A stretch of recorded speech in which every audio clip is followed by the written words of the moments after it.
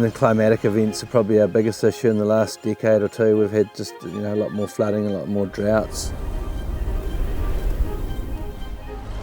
What we want to see happen is a lot of these areas to be restored back to their natural state.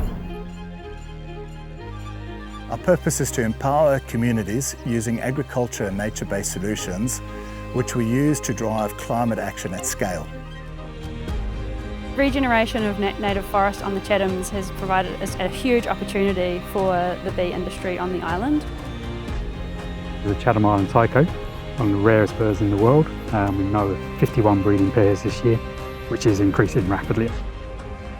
Ultimate result for me is that we're going to end up with more biodiversity on the property.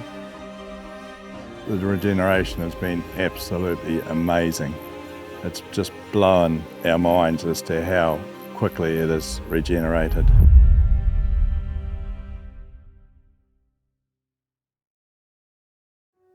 Hi, my name's Duncan and Methven. I'm one of the co-founders, the chair and current CEO of Verity Nature.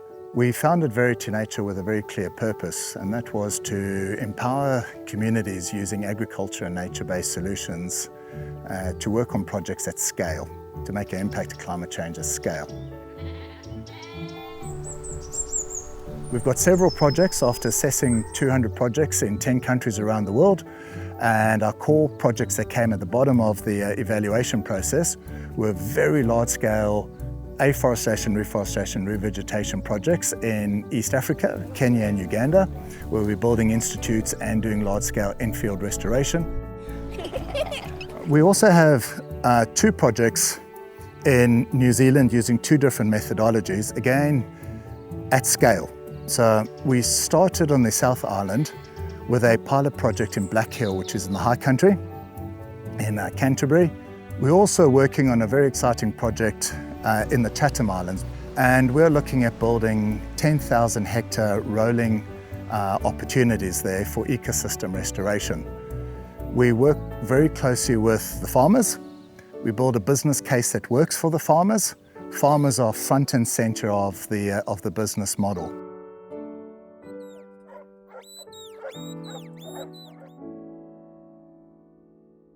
Meet Duncan and his family. They're a 6th-generation farming family based in Methven, a small town on the South Island of New Zealand, about an hour from Christchurch. For generations, they've owned the land along the Raikaya River, which lies just north of Methven. Farming has long provided them with a stable business and a steady source of income. However, in recent years, keeping the farm running has become increasingly challenging. Duncan shares with us the modern-day struggles he and his family face as farmers. I mean, there are a lot of challenges with farming at the moment. Climatic events are probably our biggest issue in the last decade or two. We've had just a lot more flooding, a lot more droughts. We're just about to hit we're having our driest summer ever, and we had our driest summer ever last year, so one on top of the other. 3 generations ago, the farms were massive. They were run low cost, low impact properties. Subsequent generations, land holdings, if they were retained by the same family, they got split and split again. So like this is a classic example up here. When my great-grandfather bought it, he bought the whole river, and then now we're 8 properties. So in the fourth generation there's 8 properties on where there was 1. The reality is that these guys, they can't be split anymore. So nowadays it's really important to start looking at other land uses, I guess. When I first started farming, that was wool, and so in my career, it's wool's worth nothing now. So that's only 30-year career really, and these guys' meat's declining already, and so they're going to have to start looking at other options. Long periods of heavy rain or extreme drought, combined with the declining value of products like wool, have made it essential for farming families to find new sources of income to keep their businesses running. Carbon projects such as those led by Verity offer landowners an additional revenue stream. By capturing CO2 from the atmosphere, carbon credits are generated, which can then be sold. The proceeds from these credit sales provides farmers with a new financial opportunity. Here's how it works. New Zealand's landscape is highly mountainous, meaning not all land owned by farmers is suitable for growing crops or grazing livestock. For example, if 1/3 of the land is well suited for livestock, another third may only be partially usable, and the remaining third is often too steep or rugged to be productive. That means that only 1/3 and potentially up to 2/3 of the land is actually generating income.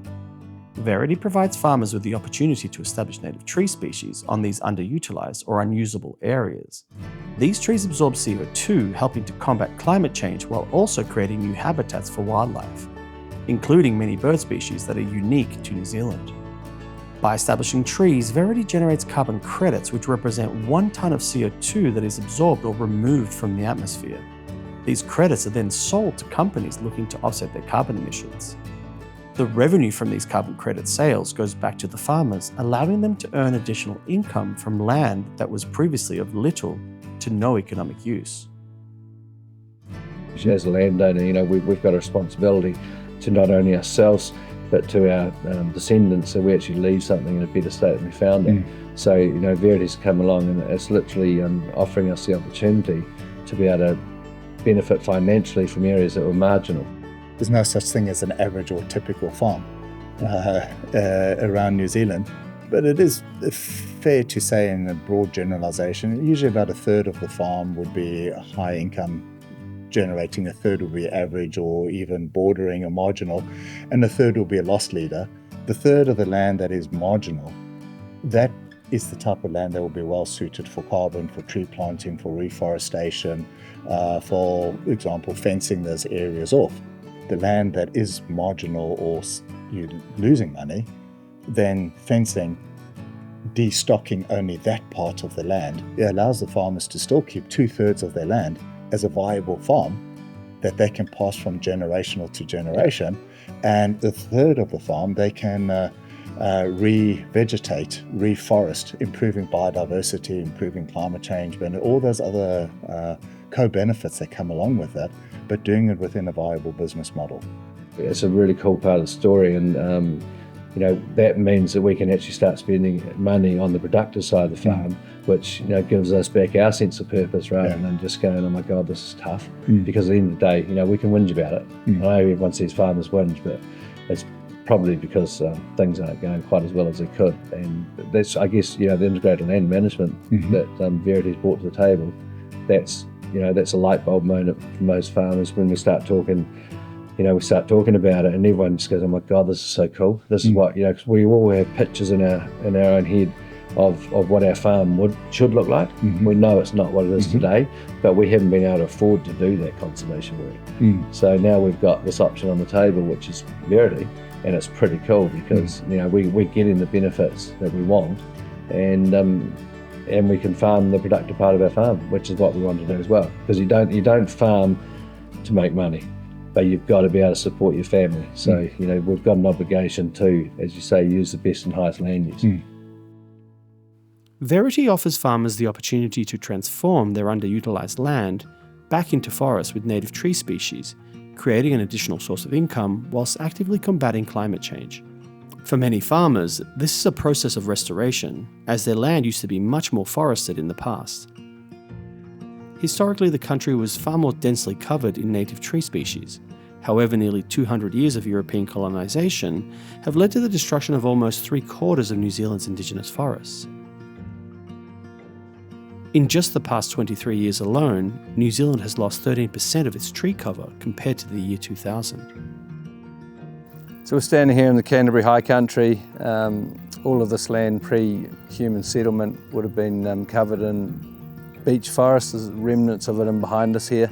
Would have had some toteras down low. All the wet areas would have had been all swamp. The swamp would have been flaxes, mixed species in amongst them. So basically especially when the Europeans came along, cleared the land for pastoral farming. So we basically removed all of the native biodiversity and put in exotic grasses and clovers for livestock.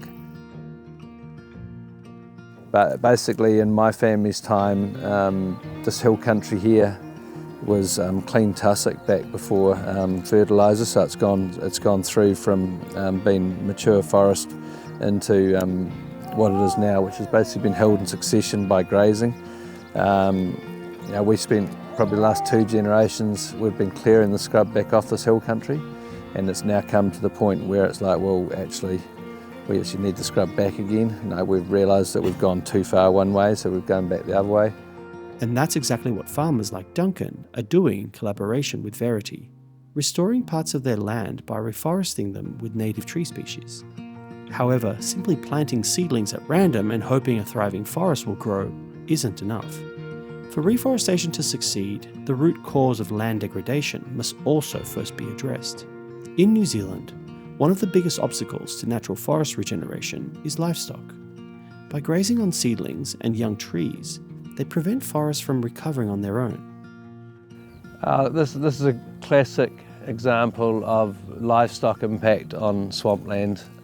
So what's happening here is the flax and pungas, which are the natives for this area, extremely palatable, especially for cattle. And so if there's no fencing in place, this is what's happening. And because of the circumstances that have been on the island, these guys don't have enough money to do the fencing to manage their livestock.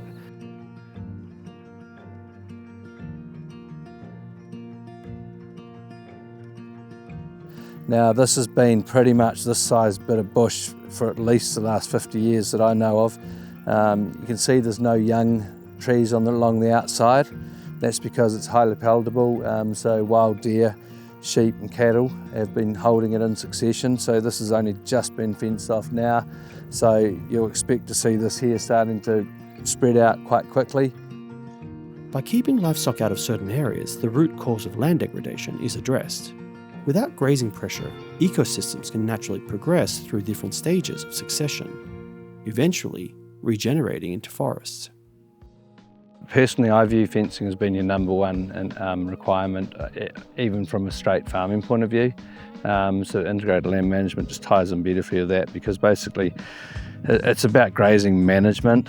So yes, in some cases the exclusion of livestock is required, but even when we're not trying to exclude it, it's a matter of protecting your soil, protecting your plants by being able to control that grazing time. So that is really important. I mean, personally, we've done a lot of fencing on this property and others, and yeah, that's your biggest win. And on the conservation side of it, that's what's been holding back a lot of conservation work, is the fact the fencing is just so cost prohibitive. But because now we can literally use the carbon credits, or the revenue from the carbon credits, to put into more and more fencing, we're going to get better and better results. So yeah, it's a really exciting time.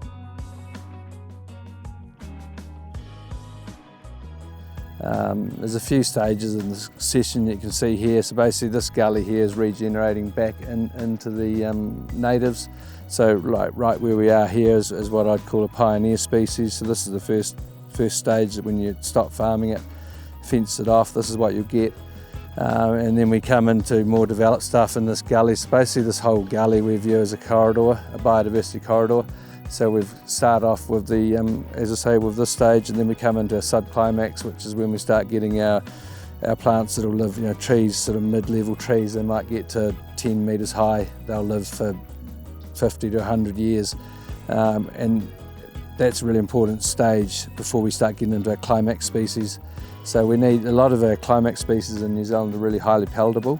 So the issue we've got is whilst we've got livestock pressure and feral pressure, we're not getting the regeneration of our native forest back in.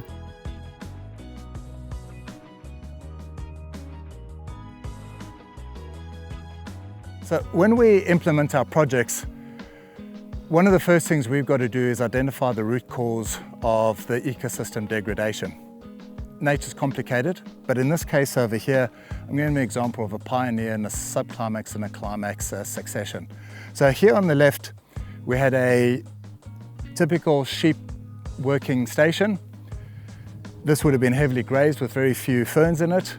We've since, a fence has been put up, it's been destocked, and you can see over here in the pioneer phase, which normally 0 to about 3 years, varies from ecosystem, rainfall, it's complicated, but anyway up to about 2 to 3 years, the pioneer species start coming through. So you can see the first ferns come through, the first small shrubs coming through. So that's pioneer succession.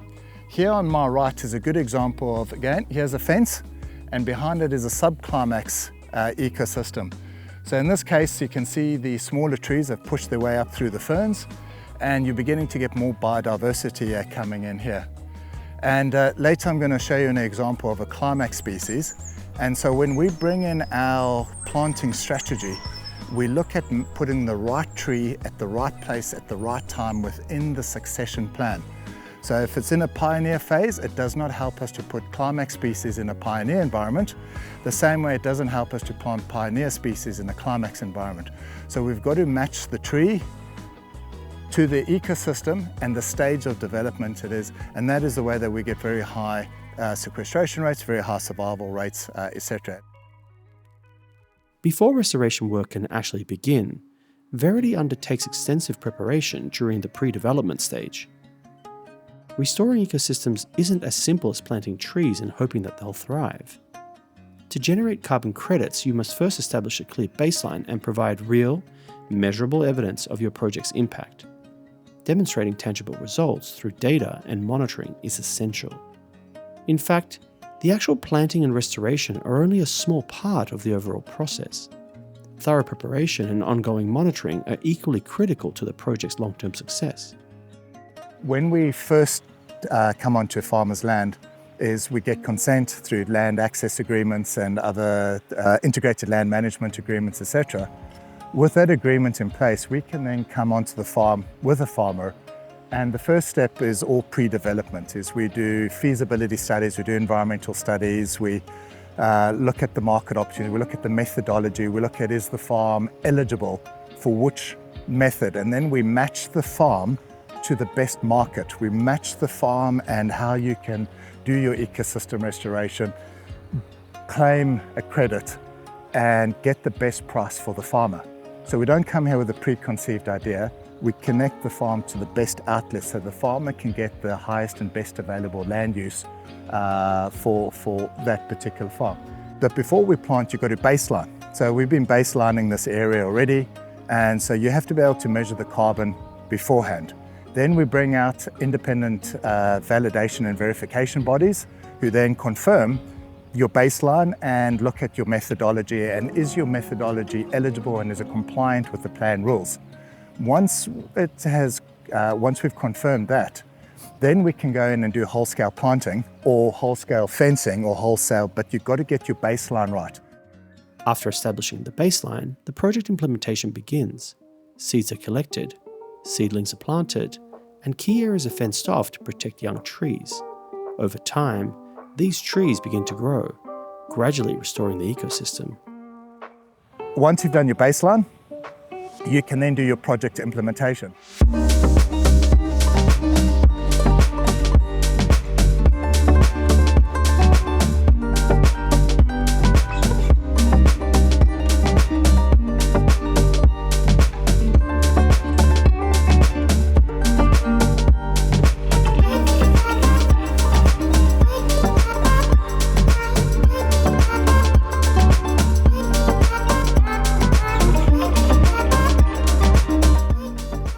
Good. One done, several million more to go.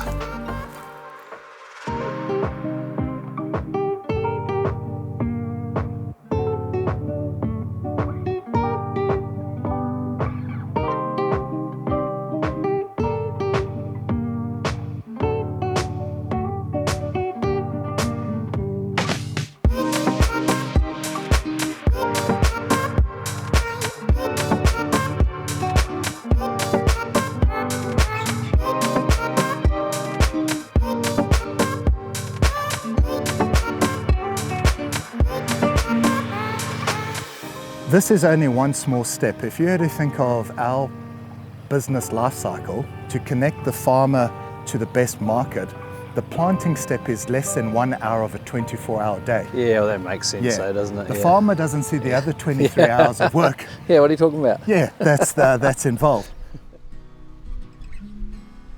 As a project developer, monitoring and data collection are essential to track progress of restored areas. To maintain the integrity of issued carbon credits, continuous monitoring and reporting must take place after tree planting. This ensures transparency and accountability, allowing carbon projects to demonstrate the results to third-party verification bodies and potential carbon credit buyers.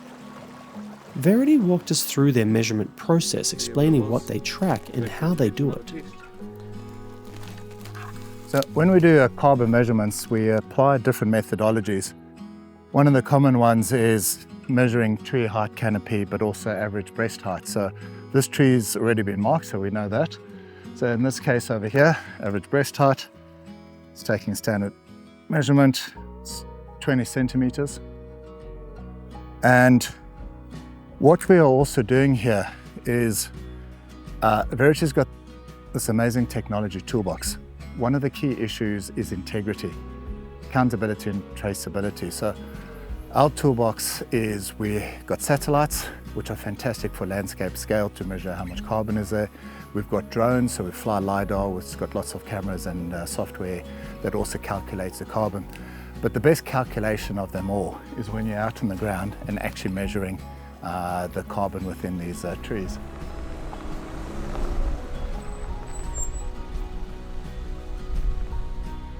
Meet Emma and Maria, two field technicians at Verity specialising in carbon measurement and monitoring restored areas. Their work ensures accurate data collection and helps to verify the impact of ecosystem restoration efforts.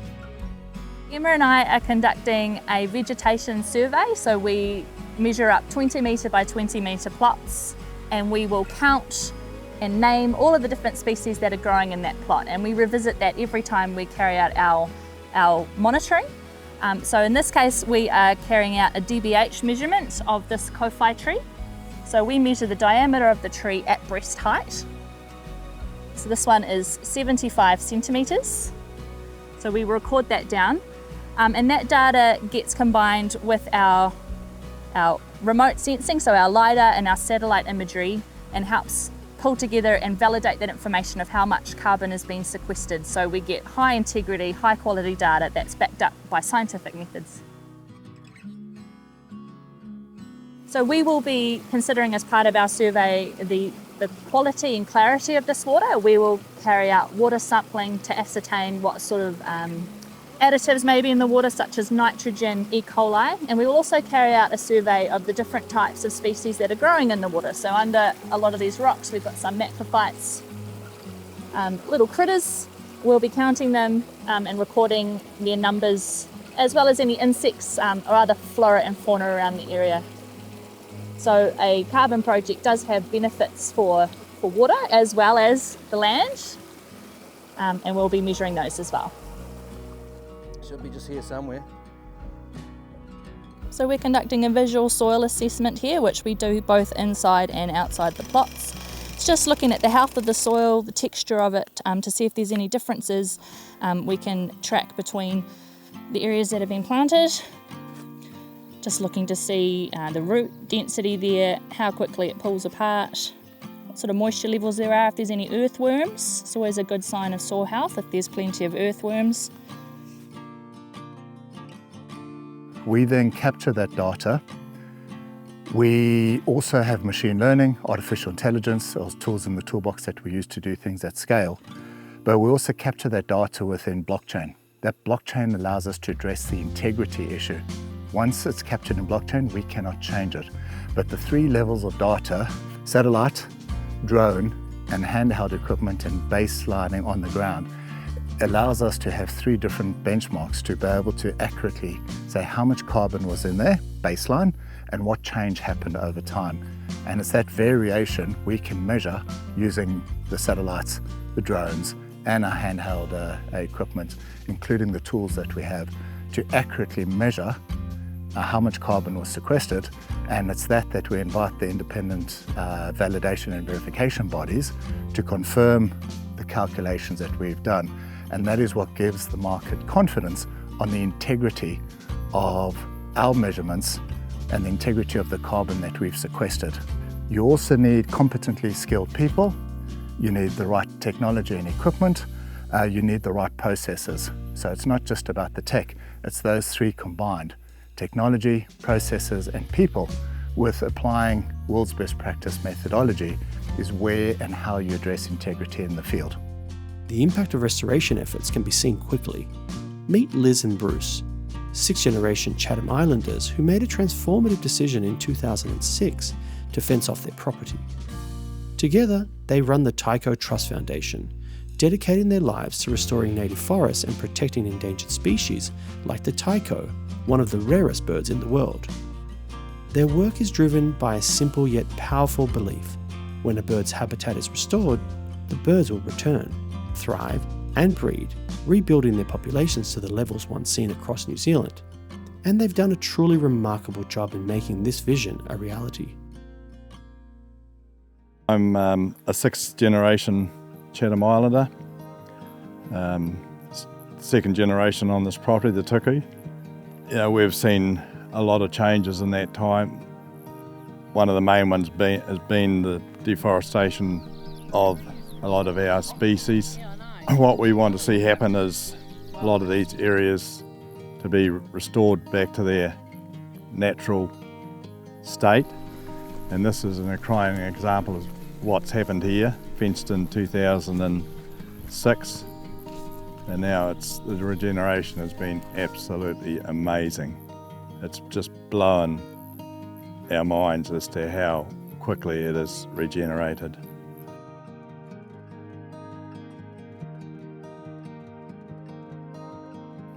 Yeah, and like earlier on, years ago when we got married, like yesterday, we had, lots of scrub and we just fenced. And then we saw the birds starting to regenerate the forest naturally with their poop. And we thought, wow, we need to do something about this. We can farm and also look after the environment. This is a really good example of a corridor that is connecting what you can see, the ocean in the background there. We'll be planting this from the ocean all the way up behind us where we have the Chattam Island tycho, which is one of the world's rarest birds, and the farmers here are doing a great job restoring them.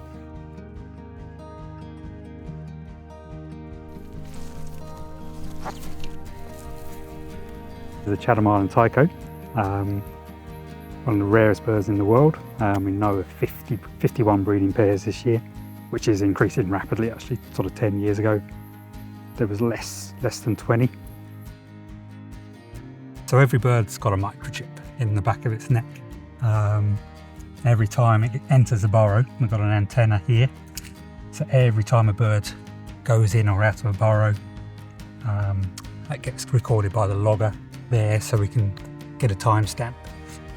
So you know exactly what every bird's doing all the time. The male's been back about 2 weeks now waiting for the female, and the female hasn't come back yet.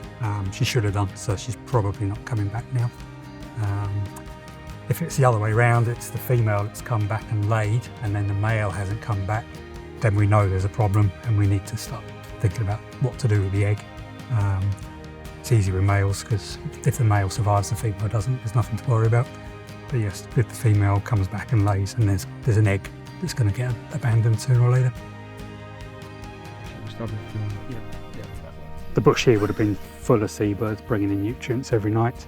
So you've got really beautiful, thick, old forest here, which is probably all down to, it's down to the climate in the Chathams and the amount of nutrients being brought inland by seabirds, which is not quite sort of finished, but yeah, certainly got to the stage where the birds, there aren't enough seabirds left to bring in enough nutrients to have much of an effect anymore.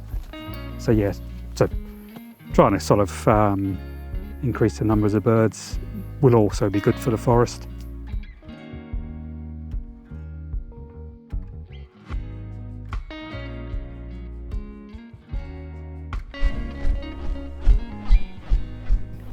And we've had bird species like the Chatham Island paria, which in the late 80s was down to about 25 birds. It's a full species. It's one of the largest pigeons, wood pigeons in the world. So they are absolutely marvellous at regenerating land that's been fenced off with many species of endemic trees.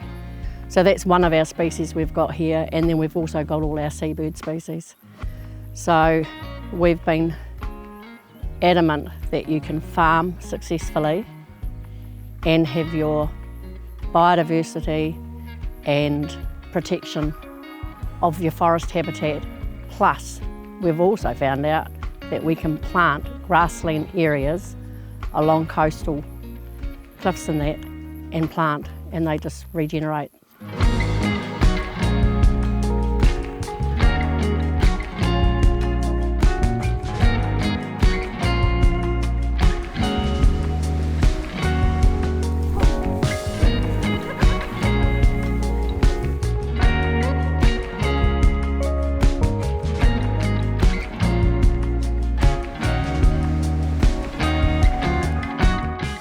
One of our projects was this area that we've fenced into a predator-free area, and the aim of that is to bring back and reintroduce Chattam Island endemic species that are not here.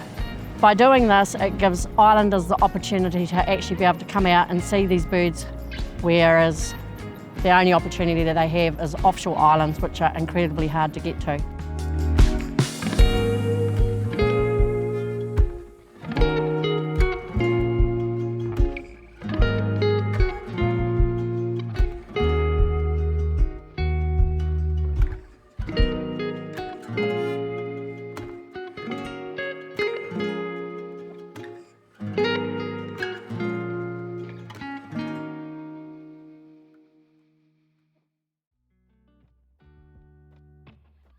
Carbon projects like Verity's not only combat climate change, enhance biodiversity, and provide farmers with additional revenue streams, but they can also offer significant benefits to local communities. On the Chattam Islands, conservation efforts are playing a key role in revitalizing the bee industry.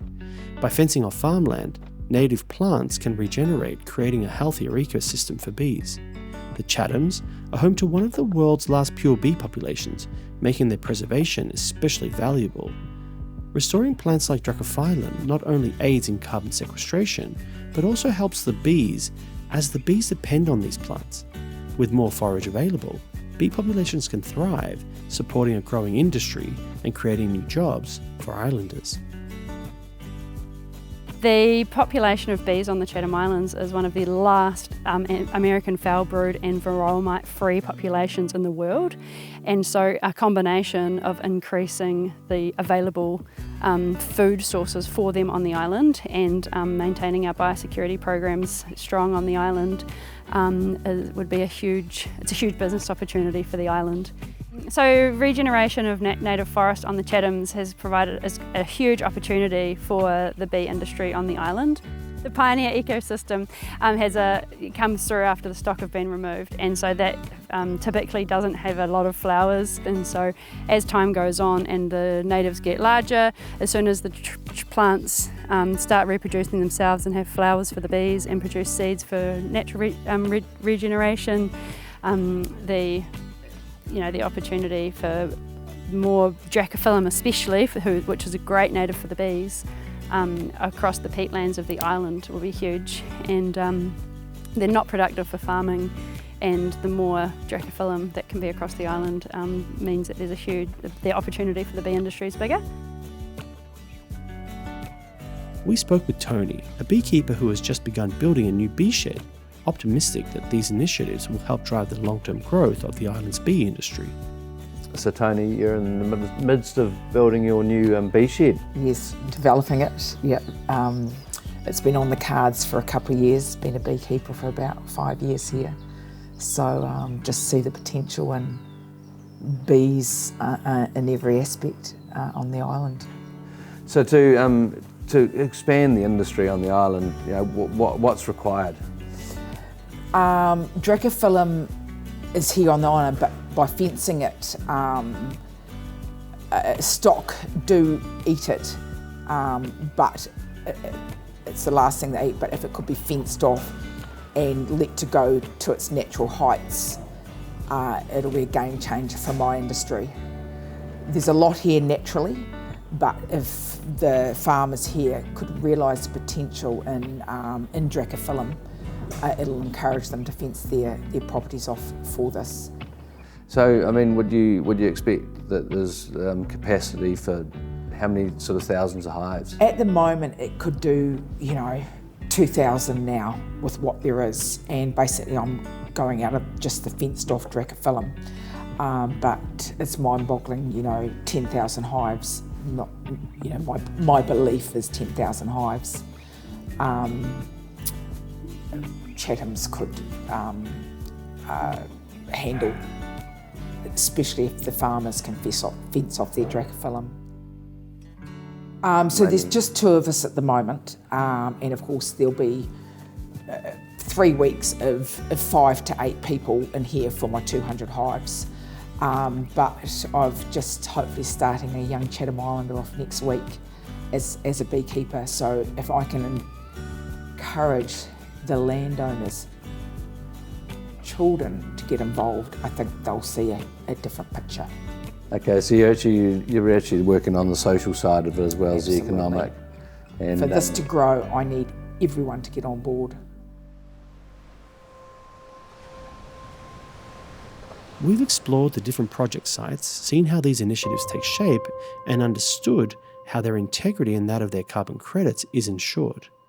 More importantly, we've witnessed the real impact these projects have on lives of local farmers, their land, their families, and their future. Carbon projects like Verity's aren't just about numbers or markets. When done right, they become a lifeline for communities, restoring nature, preserving biodiversity, and creating a path towards a more sustainable future. A future where climate action isn't just a necessity, it's an opportunity to build something better for everyone. I mean, the ultimate result for me is that we're going to end up with more biodiversity on the property, which is amazing. I mean, it's a really big thing for us as landowners. By protecting these areas we're hoping to return a lot of the species back to the Chathams. So we're hoping with creating a colony of seabirds, other birds will follow and come here and make this their home. In this day and age, you have to develop an industry for your children. They just need a little bit of a hand up, but I'm pretty sure once farmers can see the benefits of beekeeping to their land and maybe see their children coming into it, that'll be a game changer, and that's what I'm hoping to prove.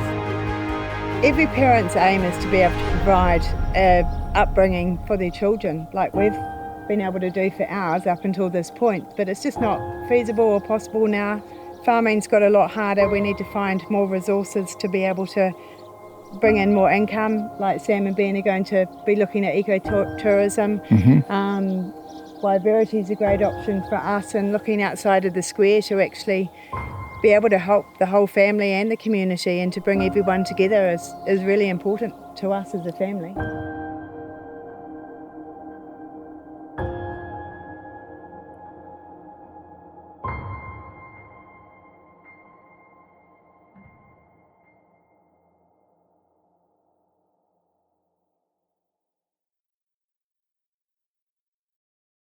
If you're interested in learning more about Verity's project pipeline, please contact my team and I at Valaterra.